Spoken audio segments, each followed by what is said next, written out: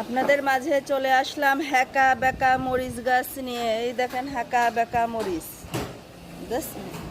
দেখতে পাচ্ছেন। এই মরিচটা শুধুই লম্বা হয়। এই দেখেন লম্বা, তাও হ্যাকা বেকা, কোনো সোজা নেই মরিচটা। এটা মরিচের বাচ্চা,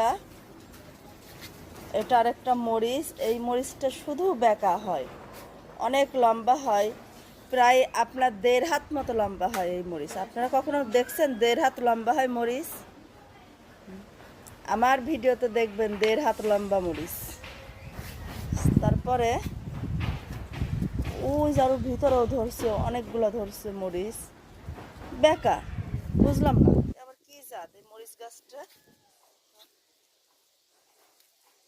এটা একদমই বেকা।